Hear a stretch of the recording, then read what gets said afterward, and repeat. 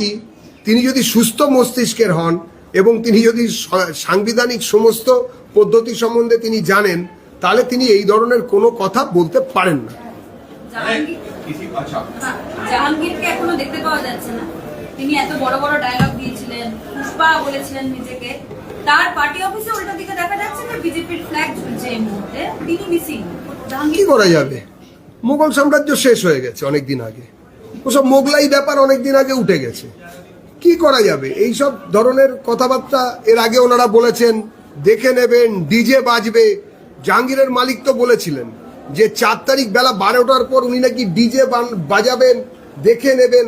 তা যাদেরকে বললেন দেখে নেবেন, যাদের উদ্দেশ্যে বললেন, তারা জিতে গেছে এবং তারপরে জনতা এখন খুঁজে বেড়াচ্ছে ওনারা কোথায় আছে। দেখা যাক কি হয়।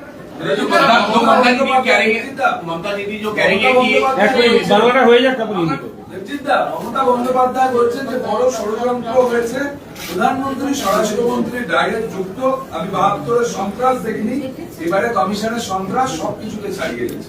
বলছি তো, উনি প্রচারের আলোয় থাকার চেষ্টা করছেন, ডাহা মিথ্যে কথা নিজের দিকে আলো টেনে আনার চেষ্টা করছেন। এসব করে লাভ হবে না। ভারতের সংবিধান উনি যা যা করেছেন বা যা যা করছেন কোনোটাকেই এন্ডোর্স করে না। আর উনি কবে কোন সংবিধান মেনেছেন, কবে কোথায় ভারত রাষ্ট্রের কোন নিয়ম উনি মেনেছেন? উনি কিছুই মানেন না। ওনার উপমা উনি এসব করছেন একটা নাটকের মতন। উনি নিজেও জানেন এগুলো করা যায় না। যারা ওনার দলের সংবিধান টংবিধান ভালো জানেন বলে মনে করেছিলেন, এই ভাষাই ব্যবহার করেছিলেন, সংবিধান টংবিধান।